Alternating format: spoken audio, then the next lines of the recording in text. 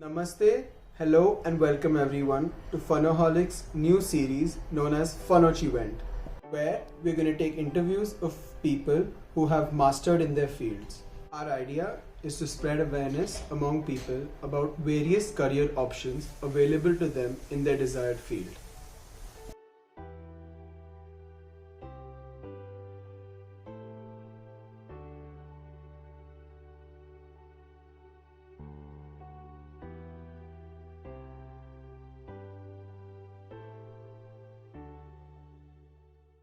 Today we have with us Mr. Mandar Gholkar, who is the owner and a partner at Alu-Fin. He has completed his chemical engineering. We are honored to have you here today and we'd like you to answer some questions for us. Your first question is, where are you currently working and what is the degree that you have acquired? I'm looking after my family business called Alu-Fin, and I have in chemical engineering. That's up really. Well, that's interesting. Your second question is, why did you take up chemical engineering as your career? Were you interested in it or? Basically, put it the right way, I was fairly good at maths and the science subjects, so engineering was the first choice. And then I always believed that rather than instinct or passion, it was always good to go by the experience my father had. And so I thought, because my father was a master's in chemistry, and I could see how he shaped up his life. So I thought, why not at least go by the experience, what he says, and his suggestions, rather than going on my own gut feeling.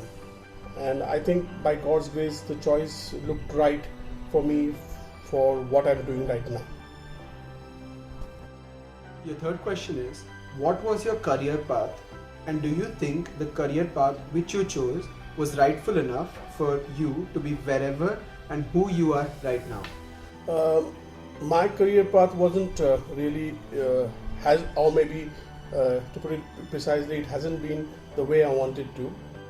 But I think the engineering course I did really shaped me up to be flexible enough to what came in my way.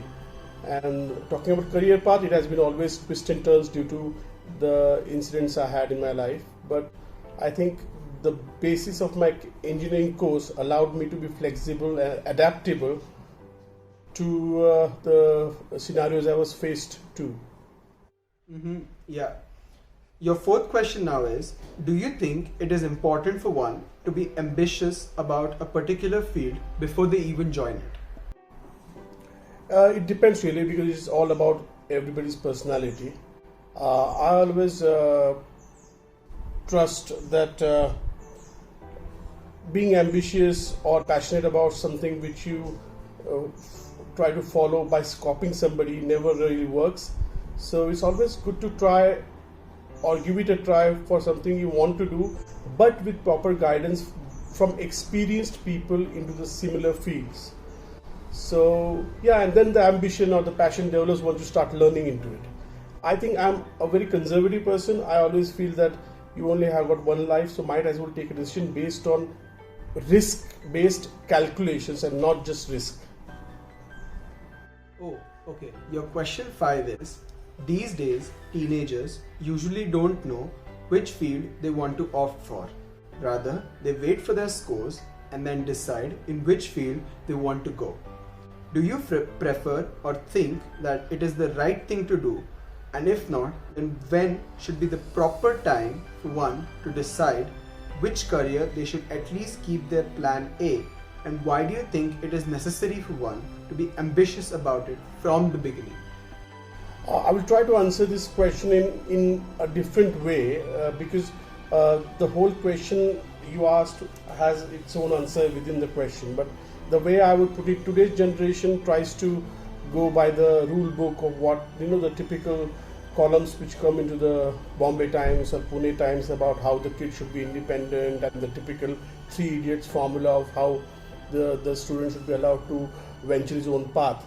The way I feel is maybe it's different. I see that we should be ambitious, you should have a liking for a particular field, but before you choose into, you should always share your views with elders who have got similar experiences, so that at least they can tell you Guys, you want to do this, okay, fine, but are you going to make enough money to support your family, households, using this passion? I mean, something like cricket, which really doesn't make everybody big. There are only 11 people who make it big, or maybe another 30 people from IPL who make it big, from 139 crore population of India.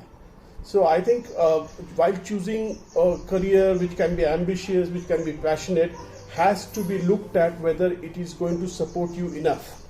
Because ultimately there is no substitute for money, and ultimately money is what drives your family, money is what supports your family. And so while choosing a career, ambitions, passion is, yes, required, but then again it should be backed up with some real suggestions from people into similar careers to know what are the rocks ahead or what is the carpet ahead. Do you think one should always keep a plan A, B and a C in mind for their career, and why do you think it is important?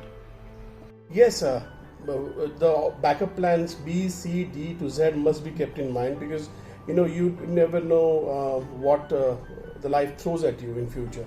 Because I have seen many examples where there was a very good friend of mine who was doing very well in overseas, and he had to return back to his family business because his father passed away very early. Now, if you have a flexible approach towards life, because in India, if you are brought up with Indian values, you got to take care of your family. You can't say, I'm independent and I can do my own thing. You got to be very caring to your parents who are brought up with so much hard work. So flexible approach to apply your engineering skills or / any educational skills to do well, or to do hard work in whatever you are put at or faced at, would really help. A flexible approach actually would help to reduce the chances of depression or suppression when faced with eventualities like some bad events in the family. Your second last question is, do you have any suggestions for those students who are and will be applying in the future for their chosen career? Again, my answer on this would be very conservative, and you new generation guys won't like it. I principally feel, go by your passion and ambition, but always try to give a big bearing handle on what the experienced people in similar field have to say, because every time it's not the same ambition or the passion as you grow older. So it's very good to drive a bike when you're in your 20s, but you won't drive the same bike when you're in 40s. So choose a career which will take you into progressive luxury rather than aggression every time. And last but not the least, could you tell us the most challenging part of your career? I have to think on this, but actually the first which comes to my mind is, I have been to overseas education. I have worked in UK and maybe in Middle East and Malaysia, but the most challenging project or the part of my career was when I took over my family business. It was how to gel with the workers, the staff which my father had created, how to gel with them to own my own respect so that they start listening to me. And I think that was a very mentally challenging role, and it took time to devise the right way to handle their egos and then make them listen to me. I think that was very challenging for me. Well, thank you, Mr. Mandar Gholkar. Your guidance and experience will help in enlightening many lives. Thank you so much again for giving your interview and valuable time to Team Funaholics.